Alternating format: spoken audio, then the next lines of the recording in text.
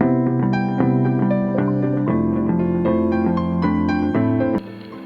grew up in a community where the child is supposed to be seen and not heard. They're not supposed to speak when elders are speaking. I grew up in a community where women could not even stand on podiums or in front of people to speak up. You were either seen as being too low, and we still see that, isn't it? We talk so much about it. Sometimes people say that go and sit somewhere. What you're talking about, you don't even know it. We confuse religion, culture, and even education. Today we will learn something. Most of us sitting here have so many experiences that we will share with us.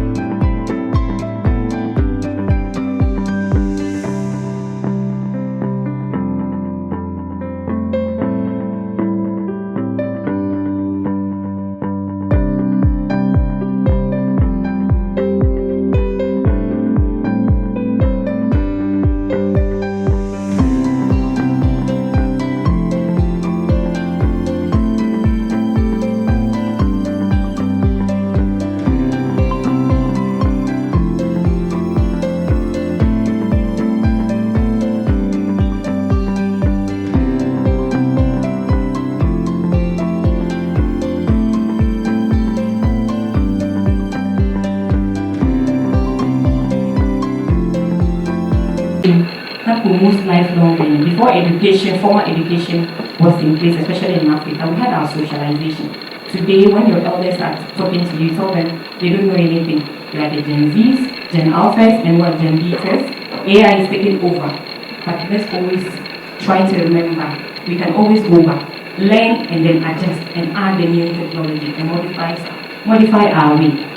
We try to advocate for employment opportunities and fair wages. We don't want where we are all talking, include young people, and then at the end of the day, we are not able to fight for what is right or what is right for ours. What our generations behind left, we have to also enjoy some. Support equal rights and opportunities for women and girls. UN Habitats, for us, most of what we do, currently we have what we call the Smart Cities Program. Then the Sports for Sustainable Urban Development Initiative. I will not bore you so much with what we do because most of us sitting here, our work engage data collection, we engage communities, we engage traditional authorities, civil society organizations, academia, in terms of traditional, religious leaders and all that. Most of what we do is targeted at climate action, monitoring, and so we try to engage young people during our processes. We just don't sit in our offices and craft ideas and send it to the field. No. Can we go ahead? We have a project that we call the Youth 2030 Cities Project, when it's made up of several agencies. So we come together, even with AU, in some situations, in some programs, in some activities. As a youth worker, the change I want to see is that it is being replicated somewhere else, not just in my country. How do we even implement our activities? Sometimes we do a hybrid event in person, we do awareness, social media campaigns, digital skills when it comes to empowerment of girls and women. Why am I putting this here? Some of us are sitting here, we say we don't have the spaces or the platforms to reach out to a group of people. I put this here because if you are maybe resource restrained or constrained, there are efficient ways of always reaching a larger crowd or people that you are targeting. You can do that through in-person activities if you can. If you cannot, you can always improvise, either through webinars or even social media. You can start with your own personal account, social media account, and then you progress. For the team, we are trying to establish institutional frameworks for youth development and legal policy reform to protect our rights. How will we do this? We are always saying that young people need great foundation. If we don't have the foundation to stand on, if we did not inherit something from the Millennium Development Goals, maybe the Sustainable Development Goals would have been crafted differently. Equipped, we try to empower young people with the right tools. Like one of the presenters came to say that the traditional modes of or alternative skills training, we are tired. They are no longer serving a need. How can we make this, how let me say it, a corporate or a concurrent issue in terms of skills, mentorship, technology, and resources. In terms of mentorship, we will come back to that. And some of us here, I know you are mentors to some young people. Engage. We don't want to be the one crafting the way. We want you involved in the process. We want you taking part, taking leadership roles, activating very well or advocating very well for your rights and rights of others. And also be mindful of your responsibility. Do not just talk about your rights, but be sure to talk about your responsibility as well as a young person and as a youth worker. So like I said, some of the global youth challenges, they talked about environmental issues, some talked about economic and what the opportunities, they were there, but how to access these opportunities. Youth inclusion and governance. We talk but last administration and this administration, I see a lot of young people being given or offered positions, which is a great move. Migration and displacement is not just in Ghana, it is a global issue. Urban safety. How many women here can boldly say that when I close from work, I can stay till 12 a.m. and go home?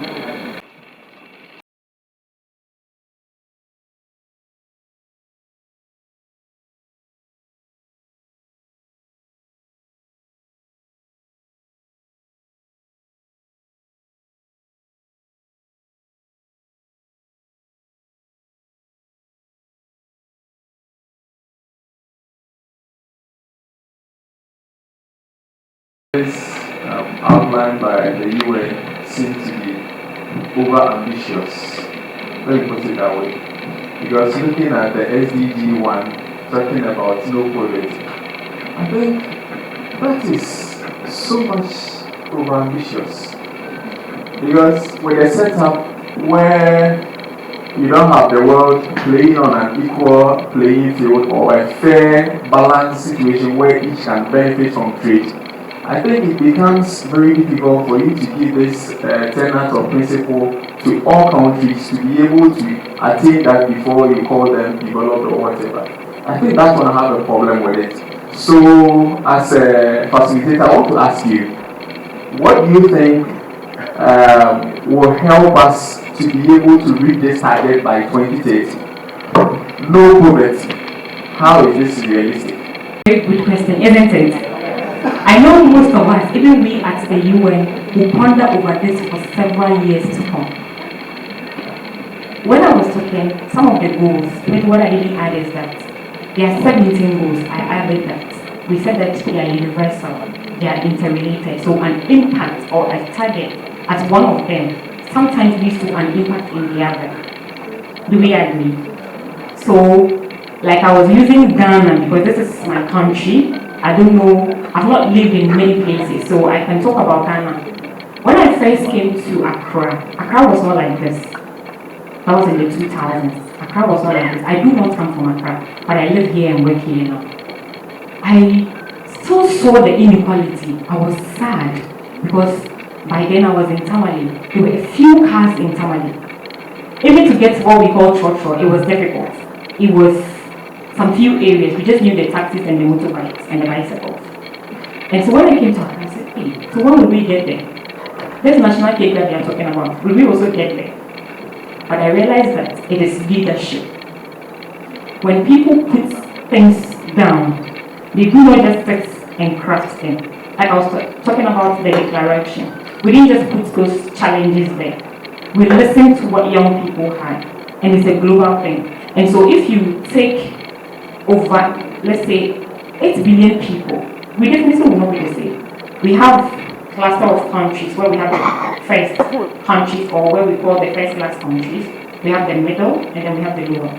So if you look at it, we are trying to bridge a certain gap. Looking at where can we meet.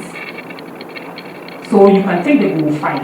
So when we talk about inequality, we are all in the same classroom. These maps, I think they design them at the same. So if I take one of them and put it here, I become taller than that man. How will I ensure that maybe, even though it is here, it cannot be moved, but how will I ensure that it is the same to these ones? And so they came up with what we call the indicators. And those indicators were to ensure that at every point in time we were meeting a need. And when you look at no poverty, it's not something that we cannot achieve. I believe so too. Do you know that? It's not something we cannot achieve. If you look within your community, you can tell me that we can. It is leadership. And sometimes we're all waiting for that one person to take the lead. Amazing. Was Ghana yesterday, is it the same as today? So it is leadership. And you and I, like they said, which of the goals are you ready to take, commit, and even put everything, your passion in to achieve? Which of them? It is not something that is unrealistic. Trust me, it is. It is leadership and choice and priorities. When it comes to gender equality, do you know how many years we will take to even bridge the gap? Who can tell me? Okay, I believe that is actually going to be one of the things we'll be discussing in our next panel. And so we're going to have one more question, and so we'll save that question.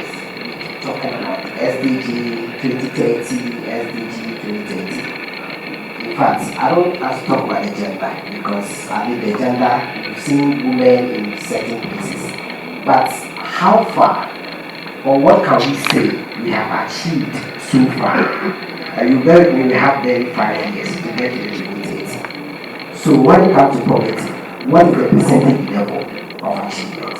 When we talk about education, what is the percentage level? So what are the measurements or the systems that are being put in place?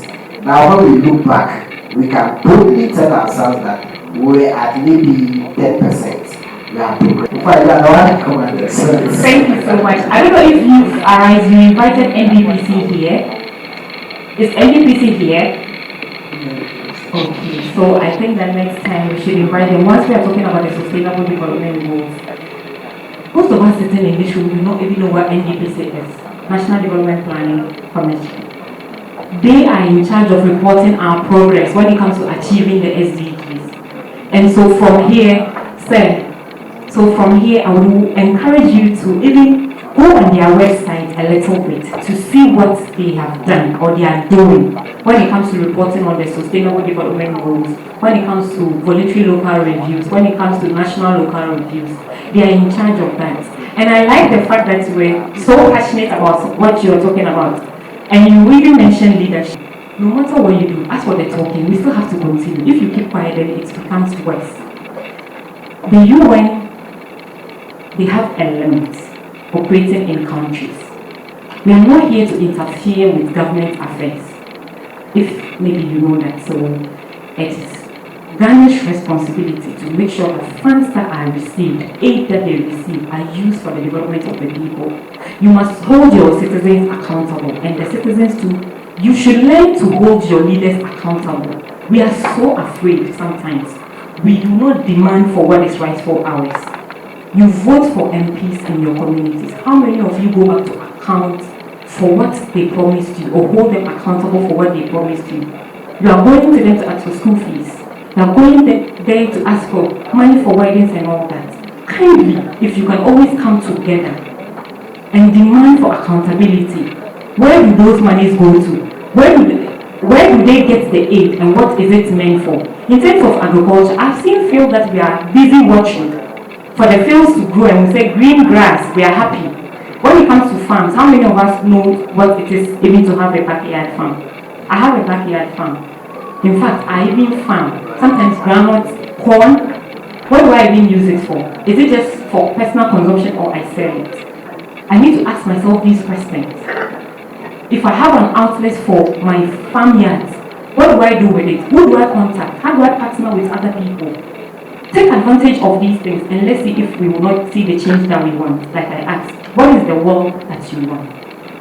Don't answer, but ponder over it. Because grass is greener at what? Your feet. Do not look at other places. Start within yourself. Today I encourage all of us sitting here to take responsibility. Don't look at just the sustainable development goals. Look beyond them. Hold yourself accountable. Thank you so much for listening. Thank you very much, Madam Blue. Please give a round of applause as you close to your seat.